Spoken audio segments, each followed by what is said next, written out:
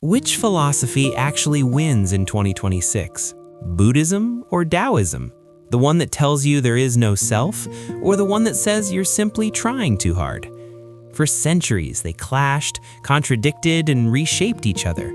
But hidden inside that conflict is a truth most people miss, one that could completely change how you think, react, and live today.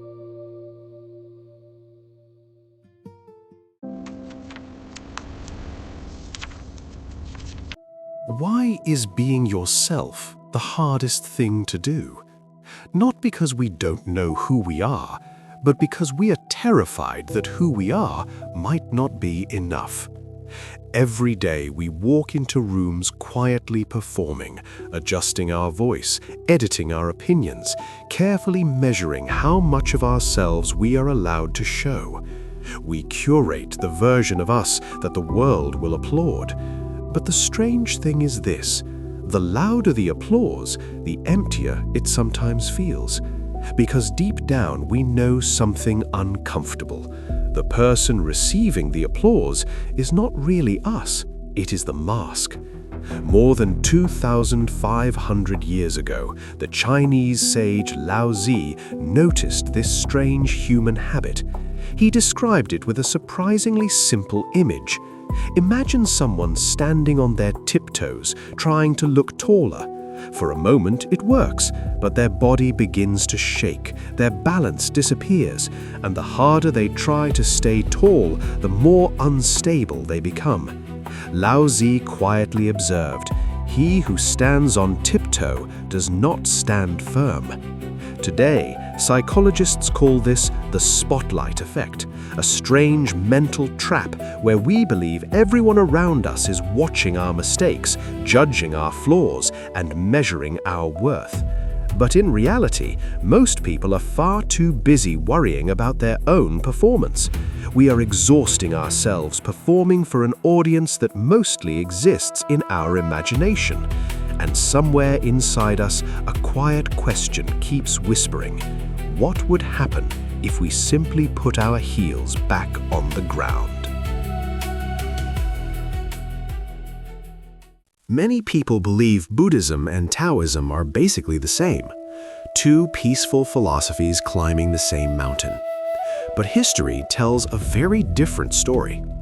About 1,500 years ago, these two traditions collided so violently it nearly tore them both apart, because their starting points could not have been more different. One tradition says the self is an illusion. The other says the problem is that we are trying too hard to control it. To understand this tension, we have to travel back to ancient China. In the year 67 CE, an emperor purportedly dreamed of a glowing golden figure floating above the palace. Scholars later believed this dream referred to the teachings of Gautama Buddha. Soon after, Buddhist monks began arriving in China carrying scrolls filled with unfamiliar ideas: karma, rebirth, liberation from suffering. But China already had its own ancient philosophy, Taoism, inspired by thinkers like Laozi and Zhuangzi. Where Buddhism believed wisdom came from mastering the mind, Taoism believed wisdom came from not forcing life at all. The Taoists watched rivers. Water never fights the rock, yet somehow it always finds its way forward. For centuries, these two philosophies could barely understand each other. Buddhist translators tried desperately to explain their ideas using Taoist words. They translated nirvana as wu-wei, non-forcing. They translated emptiness as wu, the primordial void. But this created enormous confusion because the two traditions meant very different things. For Buddhists, emptiness meant that nothing in existence has a permanent core.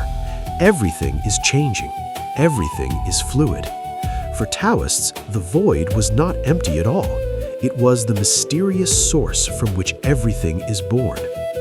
For nearly 400 years, these two philosophies simply circled each other in confusion until an unlikely bridge appeared: a prisoner of war. His name was Kumarajiva. Captured during a military campaign, he spent 17 years studying the Chinese language and culture. During that time, he realized something profound. If Buddhism was going to survive in China, it could not simply be translated, it had to be reborn. So he stopped translating words literally. Instead, he began what he called chewing the rice, breaking down complex philosophy until it became something living and understandable. Instead of nothingness, he used words closer to openness and spaciousness. Suddenly, something extraordinary happened. The structured discipline of Indian meditation and the effortless flow of Chinese Taoism began to merge. This fusion eventually became Chan Buddhism, later known around the world as Zen. This fusion becomes especially powerful when we look at something very familiar in modern life: anger. In Buddhism, anger is described in a very simple way. It is like picking up a hot coal with the intention of throwing it at someone else. You are the one who gets burned first. The Buddhist practice is to turn inward, to watch the breath, to observe the emotion without becoming it, until anger becomes something temporary, like a dark cloud passing across the sky. Taoism approaches the problem differently, with a story. Imagine you are rowing a small boat across a quiet river. Suddenly, another boat crashes into you. If the boat is empty, you simply push it away. But if there is someone inside, suddenly anger appears, blame appears, resentment appears. The Taoist insight is simple: become an empty boat. When there is no ego to defend, no image to protect, the arrows of the world pass straight through you. At the heart of this ancient debate lies one question: who are you, really? Buddhism answers with the doctrine of Anatta, no self. The person you believe yourself to be is actually a rapid sequence of mental moments, like individual frames in a film that create the illusion of a continuous story. If your thoughts truly belonged to you, you could command them to stop worrying at 3 a.m., but they refuse to obey. Taoism offers another perspective. Beneath the layers of social pressure, ambition, and fear, there exists a natural self, one that moves through life effortlessly, like water flowing downhill.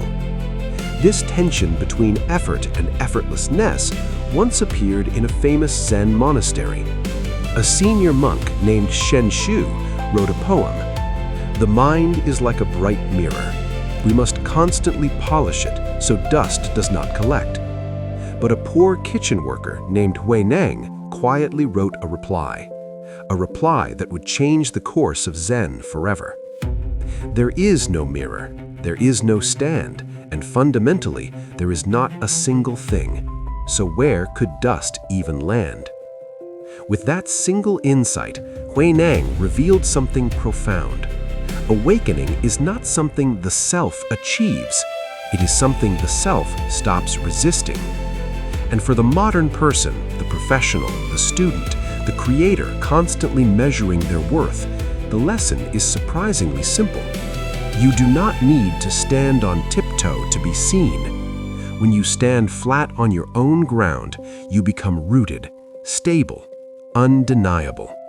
You are no longer a small cup of salt that becomes bitter with every drop of criticism. You become a river. And in a river, a little salt changes nothing. Whether you practice the Buddhist art of mindfulness or the Taoist wisdom of non-forcing, both paths arrive at the same quiet discovery.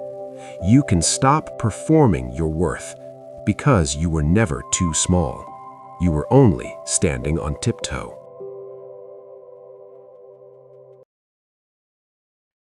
In 2026, it's not about choosing between Buddhism or Taoism. It's about understanding why you need both.